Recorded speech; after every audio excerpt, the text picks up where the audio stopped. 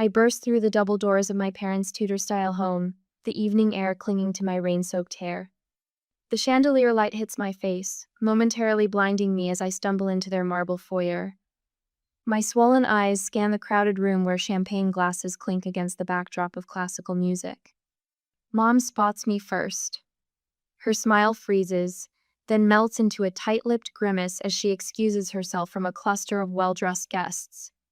She glides toward me in her navy silk dress, pearls gleaming at her throat. "Vanessa, not now, we have guests," she hisses, her perfectly manicured hand gripping my elbow. "Blake's engagement party is not the time for whatever this is." Dad appears at her side, jaw clenched beneath his silver beard. "Let's take this somewhere private," he mutters, steering me toward his study while glancing over his shoulder at the curious onlookers. The heavy oak door closes behind us with a solid thud. I stand trembling on the Persian rug, water dripping from my coat onto the polished floor. Mom's eyes follow each droplet as if I'm soiling a museum. "Zoe collapsed at school today," I say, my voice breaking. "They rushed her to Portland Memorial." Dad shifts his weight. "Is she all right?" "No." The word hangs between us. "She has a congenital heart defect. The doctor said without surgery in the next 48 hours she could." My throat closes around the unthinkable. Mom's hand flutters to her chest. "Oh dear. Well, surely your insurance." "I don't have insurance right now," I whisper. "The business has been struggling. I was going to enroll next month when the new client payment came through." Dad's face hardens. "How much?" $95,000. I force the words out. "I've tried everything. The hospital payment plan only covers a fraction. The bank won't approve an emergency loan without collateral." I sink to my knees, something I swore I'd never do in front of them again. I've never asked for anything. Not when Mark lost his job. Not when the roof leaked. Not when I needed startup funds. My hands shake as I reach for Mom's perfectly pressed slacks. "Please help save her. She's your granddaughter." Dad's eyes dart toward Mom. A silent conversation passes between Theme and I've witnessed my entire life but never been part of. Mom sighs, her shoulders dropping slightly. "We simply can't, Vanessa.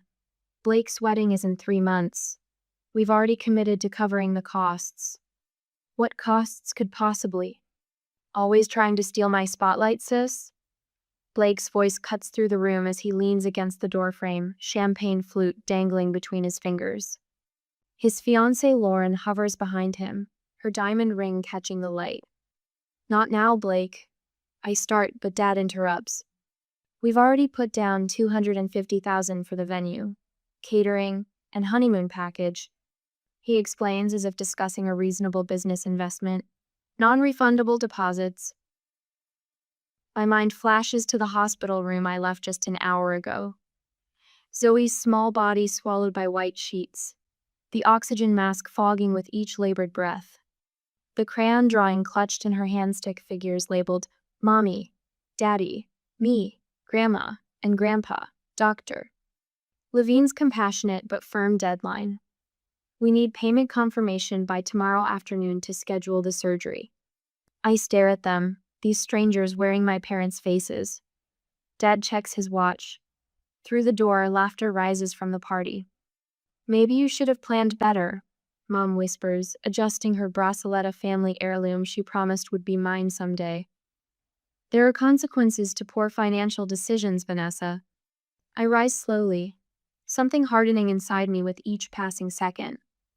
The desperation that carried me here transforms into something colder, sharper. "My daughter might die, and you're worried about a party?" My voice doesn't sound like my own anymore. Blake snorts, swirling his champagne. "Always so dramatic.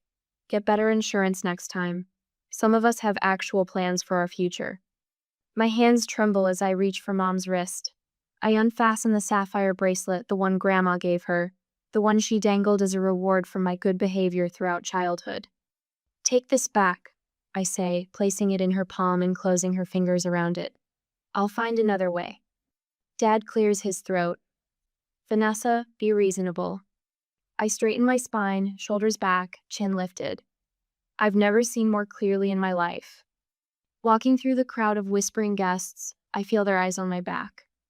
Someone murmurs, "Poor Gerald and Monica, that must be the troubled daughter." Another replies, "Such a shame, bringing drama to Blakeshall night." The night air hits my face as I step outside, but I don't feel the cold anymore. My phone buzzes with a text from Mark. "Any luck?" I look back at the glowing windows of my parents' mansion. 6-year-old Zoe's voice echoes in my mind. "Grandma and Grandpa have the biggest house ever. Do they love us big too?" I type my response. "No, but we'll save her anyway. And I will never knock on that door again." I pace our kitchen at midnight, the landline receiver pressed against my ear, my voice hoarse from hours of pleading. The digital clock's red numbers mock me. 46 hours until Dr. Levine's deadline. "Please," I whisper to the loan officer. "My daughter's life depends on this surgery." "I'm sorry, Mrs. Winters. Without collateral or a better credit score." The line clicks dead. Another rejection. I slump against the refrigerator where Zoe's crayon drawings hang by alphabet magnets. Her latest creation shows stick figures holding hands beneath a yellow sun. In the corner, she'd drawn a red heart with wobbly letters. "I told Mommy."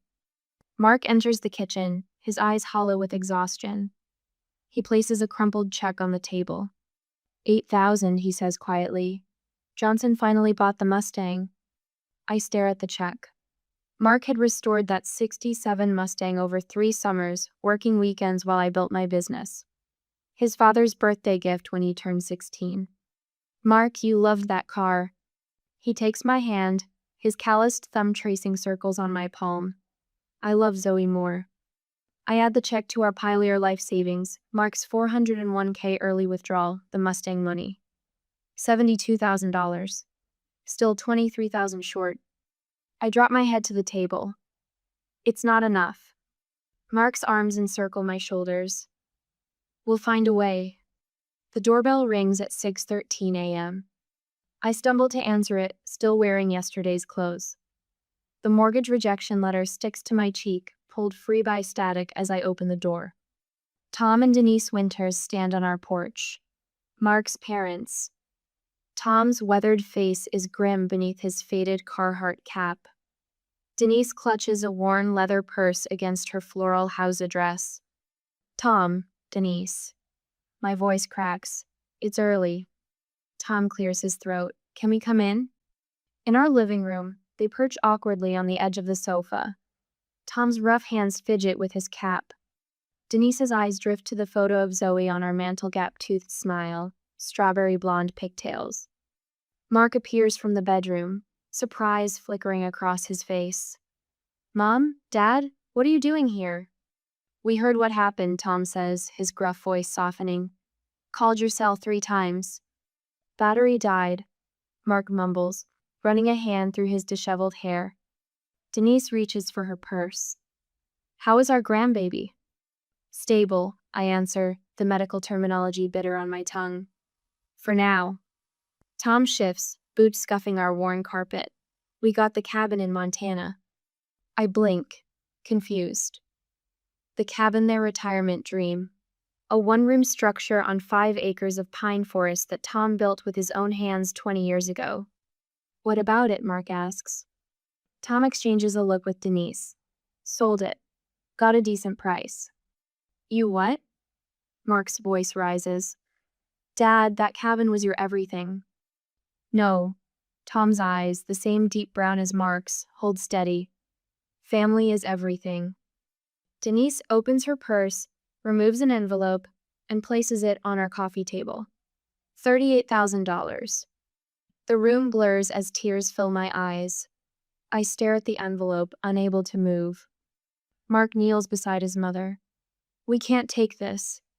"You can and you will," Denise says firmly. "This is what family does." The hospital waiting room smells of antiseptic and burnt coffee. I clutch Zoe's stuffed rabbit, its fur worn thin from years of nighttime cuddles. The surgery began 3 hours ago. Mark's hands tremble as he signs the last of the financial forms. The hospital administrator nods, satisfied with our cobbled-together payment. $72,000 from us. $38,000 from Tom and Denise. Less than 48 hours after my parents refused. Tom and Denise sit across from us, a thermos of homemade soup between them. They've barely spoken since arriving, just settled in for the long wait with quiet determination. Hour 10 passes. Then 12. 14. When Dr. Levine finally emerges, surgical cap still on, my heart stops. His tired eyes crinkle. She's going to make it.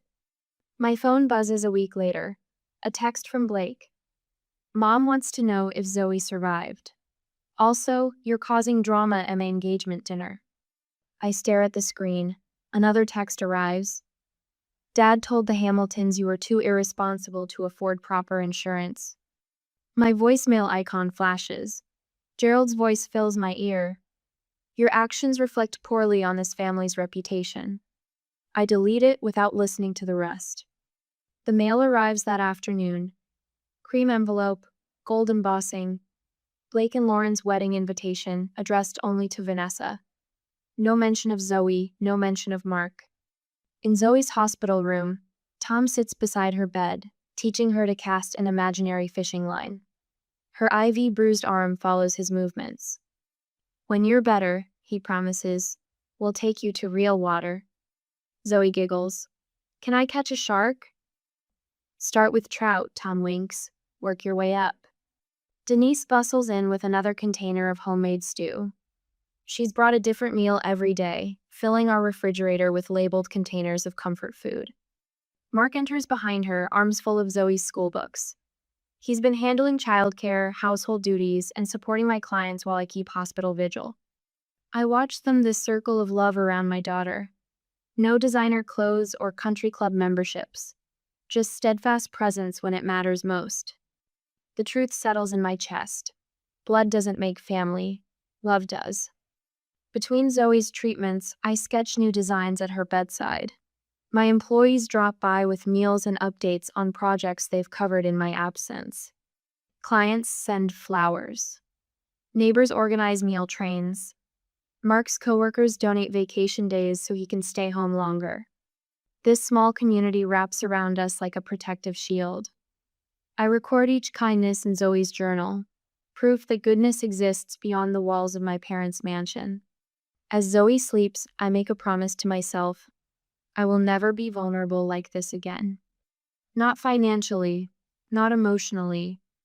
And when I rise from these ashes, I'll remember who was there to fan the flames of hope and who left us to burn. The desk lamp casts a halo around my sketches as midnight creeps toward 1. My eyes burn. 3 cups of cold coffee form a half moon around my workspace, casualties of concentration. Through the doorway, Zoe sleeps on the pull-out couch, her small chest rising and falling beneath her favorite Wonder Woman pajamasa gift from Tom after her surgery 4 months ago. I stretch my cramping fingers and glance at the wall calendar, red X's marching across the days. Mortgage payment, 2 weeks overdue. Electric bill. Final notice. Design supplies. Charged to the credit card already maxed from hospital copays. But we're still here. Still fighting. The scar on Zoe's chest has faded from angry red to pale pink. Her laughter fills our apartment again. The nightmares about beeping monitors and oxygen masks have mostly stopped for her anyway. On the drafting table, my designs for the Westbrook Hotel's pitch swim before my tired eyes. Local boutique chain, 7 locations, complete interior redesign. Budget, $1.8 million. Competition. 3 established firms with impressive portfolios and actual offices, not kitchen tables doubling as workspaces. My phone buzzes. Mark's text reads, "Don't stay up all night. They'd be crazy not to pick you." I almost believe him. "You look like you need this more than me," Denise says, pressing a travel mug of coffee into my hands the next morning. She and Tom arrived at dawn, ready for grandparent duty while I prepare for the biggest pitch of my career. Tom's already on the floor with Zoe, helping her build a fort from couch cushions. His arthritis must be screaming, but he'd never say a word. What if I blow this? I whisper to Denise, my voice catching. Her weathered hands frame my face. Then you'll find another opportunity, but you won't blow it. She straightens my blazer collar. You remind me of the dogwood outside our first house. Storm knocked it sideways, but it grew back stronger. Different angle, but even more beautiful. Tom looks up from the fort. Knock 'em dead, kiddo. Zoe races over, wrapping herself around my legs. Make pretty buildings, Mommy. I drop to one knee, holding her small shoulders. I'll be back before dinner. Grandpa's making his famous sketty, she says, with solemn importance. I kiss her forehead, breathe in her little girl scent of strawberry shampoo and Play-Doh, and stand to face the day. The Westbrook Hotel's conference room intimidates with its wall of windows overlooking downtown Portland. 5 executives in tailored suits examine my modest portfolio while I set up my presentation. My hands tremble slightly as I arrange material samples on the gleaming table. Miss Winters, the CEO begins. Your firm is considerably smaller than the others we're considering. He glances at my proposal. In fact, I'm not seeing evidence of a firm at all. Just you? The room chills by 10 degrees. I force myself to meet his eyes. Currently, yes, but that's about to change. A skeptical silence settles over the room. I take a deep breath and begin. Hotels aren't just places to sleep, I say, unveiling my concept boards. They're where people shelter during life's biggest moments, the first night of honeymoons, family reunions, business triumphs, sometimes even grief. The marketing director's phone vibrates. She glances at it, dismisses the notification. I continue despite the sinking feeling in my stomach. The difference between a forgettable stay and a memorable one isn't thread count or lobby size. It's whether a space feels like it was created for humans or for photographs.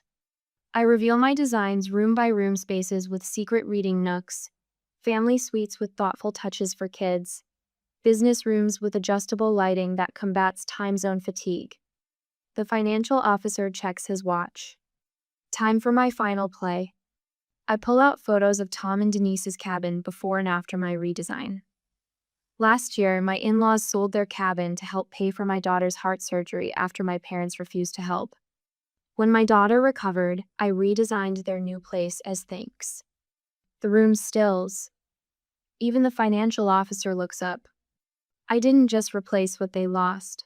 I built what they deserve at a space that honors who they are. I gesture to the details, the custom fishing rod storage, the kitchen island sized for Denise's pie making, the window seat perfectly angled for Tom's bird watching. That's what I do. I create spaces that remember the humans who inhabit them.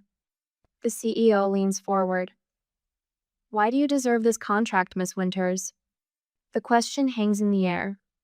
I think of Zoe in her hospital bed, of Tom with cushion forts, of Mark selling his vintage Mustang without hesitation.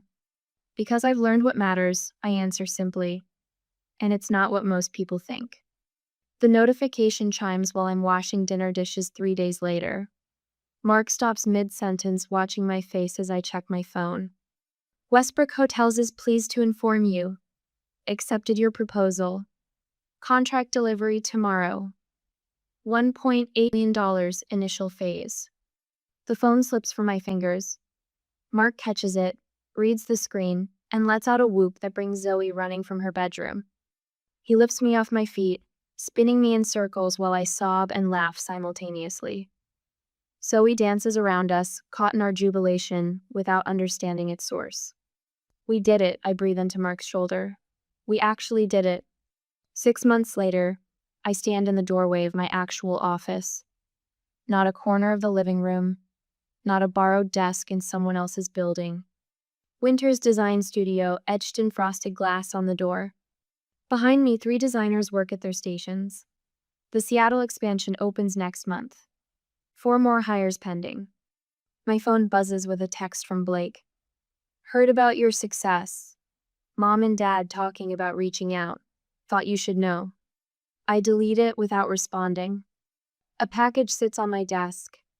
Inside is a framed photo Tom, Denise, Mark, Zoe, and me on the porch of their new cabin, twice the size of the one they sacrificed. My first major purchase after the Westbrook contract. Another text arrives. Dad asking about family investment opportunity. For your information. I smile, thinking of the magazine interview I gave yesterday. The journalist seemed particularly interested in how I built my business without family support. The phone rings me assistant letting me know the Seattle contractor is on line 1. Take a message, I tell her. I'm heading home early for my daughter's birthday party. I gather my things, looking once more at the photo on my desk. Tom and Denise will be waiting at our house, helping Mark with decorations. Zoe's school friends will arrive at 4. Her real grandparents, as she calls them, have planned a treasure hunt in the backyard. Later, when cake has been eaten and presents opened, Mark finds me on the porch steps. Everything okay? He asks, settling beside me. I look at our home, filled with laughter and light, at the people who showed up when it mattered most. We built this together, I tell him, taking his hand. All of us. My phone buzzes against the marble countertop of my kitchen. A notification from LinkedIn. I swipe it open, then freeze. There it is, my face staring back at me from the digital cover of Entrepreneur magazine. The headline reads, Rising from the Ashes, How Tragedy Sparked a Design Revolution. The knot in my stomach tightens, then releases. 3 years of work, blood, and tears captured in a single glossy image. Mark comes up behind me, his hands warm on my shoulders. It's real, he whispers. It's real, I echo, my voice catching. I scroll down to the pull quote they've highlighted in bold. My own parents let my daughter suffer for a party. That's when I realized blood doesn't define family. The truth sits there, undisguised and raw. The words I spoke during the interview without flinching. No pseudonyms, no vague references. Just the unvarnished reality of that rainy night when my parents chose Blake's wedding over Zoe's life. Any regrets? Mark asks, his thumb tracing circles on my shoulder blade. Not one. By afternoon, my phone won't stop ringing. The article has been shared over 20,000 times.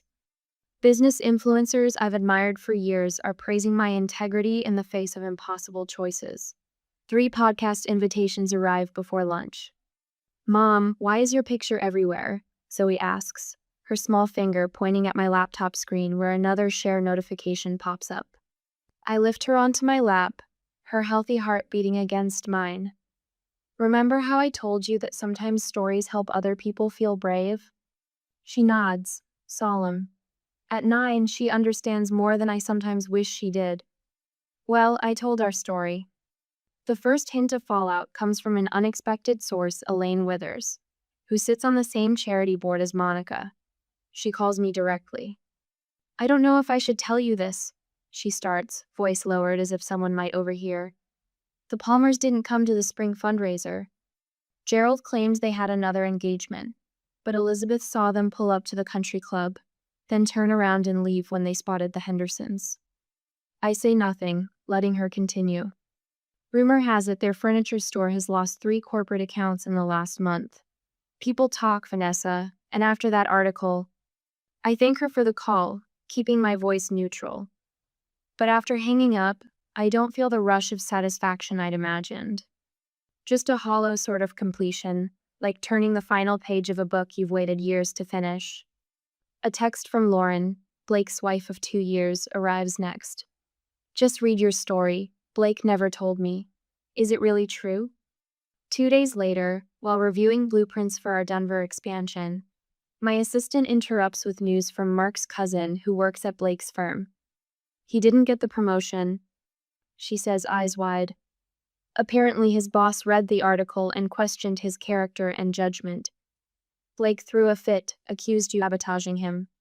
I look around my growing office, a team of 16 designers working at their stations, the wall of awards for our healthcare facility designs, the framed mission statement about creating spaces that heal. None of this built on vengeance. all of it constructed on the foundation that crisis revealed. By summer, our company opens offices in Denver and San Diego. The feature on Good Morning America focuses not on family drama, but on our commitment to hiring single parents and providing full health care from day one of employment. Your health insurance policy costs more than industry standard, the interviewer points out. Doesn't that cut into your profits? I think of Zoe's scar, a thin white line down her chest. Some costs are investments, not expenses. The Heart Foundation's first fundraiser raises enough for 12 children's surgeries. Tom gives a tearful speech about second chances, his weathered hands gripping the podium. Denise snaps photos of everything, her pride radiating brighter than the ballroom chandeliers. Our new home sits on 3 acres just outside the city. 6 bedrooms, a studio for my design work, and an east wing built specifically for Tom and Denise. The moving trucks have barely left when Zoe races through the house, discovering each new room with gasps and giggles. I get to see Grandma and Grandpa every day, she shouts, running back to hug Tom's legs as he arranges books on a shelf. Mark watches from the doorway, arms crossed, eyes soft. Later, he finds me on the back porch and hands me a glass of wine. You built this, he says simply. All of it. We built it, I correct him, leaning into his solid presence. The news about Blake arrives through Lauren herself, standing at my office door without an appointment. I filed for divorce yesterday, she states, twisting the diamond ring on her finger. After I read your article, I started seeing things differently. The way he talked about his colleagues, his contempt for anyone struggling. Then I found messages to a waitress. She shakes her head. Your story gave me courage. A month later, a business newsletter reports that Palmer Furnishings has filed for bankruptcy protection. The next day, a realtor friend sends a listing my parents' Tudor mansion with its marble foyer and crystal chandelier. The asking price nowhere near its value. Closure, the subject line reads. I delete the email without opening it. The voicemails start in October. First from Monica, her voice tight and controlled despite the circumstances. Then from Gerald, less composed with each message.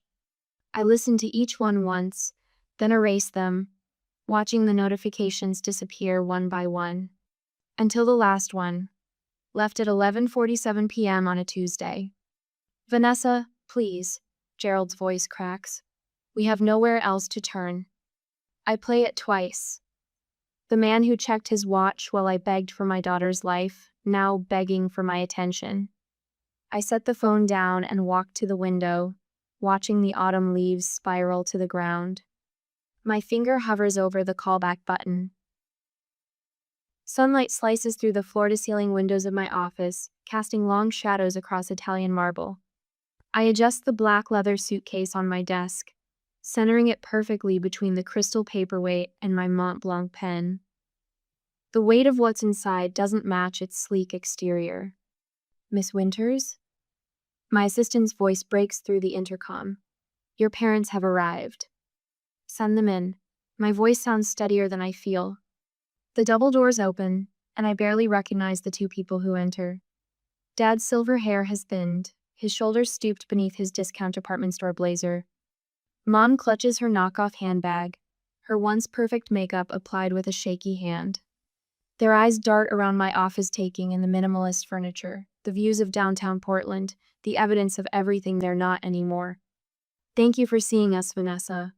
Dad attempts his boardroom voice, but it cracks around the edges. You've done quite well for yourself. Mom nods too quickly. The magazine features... Lovely. I gesture to the chairs across from my desk. They sit in unison, the choreography of the desperate. Dad clears his throat, leaning forward with hands clasped, the same posture he used when negotiating with suppliers. Family should stick together in difficult times. We're in trouble, sweetheart. Mom's voice wavers. The bank is foreclosing on the house. We owe almost $160,000. The economy hasn't been kind to traditional furniture stores. Dad's eyes fix on a point just past my shoulder. Online retailers have changed everything. Your success is remarkable, Mom adds, forcing brightness into her tone. We always knew you had potential. The rehearsed compliment hangs between us. If you had just explained how serious Zoe's condition was, Dad says, his voice dropping to a conspiratorial whisper, we might have understood better. It happened so fast, and with Blake's engagement that night. My gaze shifts to the framed photographs on my desk. Zoe in her hospital bed, small fingers clutching the stuffed rabbit Tom gave her. The heart monitor tracker still visible on her tiny wrist. Another frame holds Tom and Denise at Zoe's kindergarten graduation, their weathered faces beaming. Beyond them stand 3 Crystal Awards from the Children's Heart Foundation I established last year. 3 years, 2 months, and 14 days, I say. They exchange glances. That's how long it's been since the night of Blake's engagement party. Dad shifts in his seat. Vanessa. It was raining. I came to you soaking wet. My shoes squeaked on your marble floor. My voice remains calm, factual. Mom, you said, we simply can't, Vanessa. Blake's wedding is in 3 months. Her face pales. I don't think those were my exact. Dad, you explained that you'd already spent $250,000 on Blake's wedding. Non-refundable deposits. His jaw tightens. Now that's not. I reach for my phone, tapping the screen before setting it on the desk. Gerald's voice fills the room. Vanessa, your irresponsible financial decisions aren't our problem.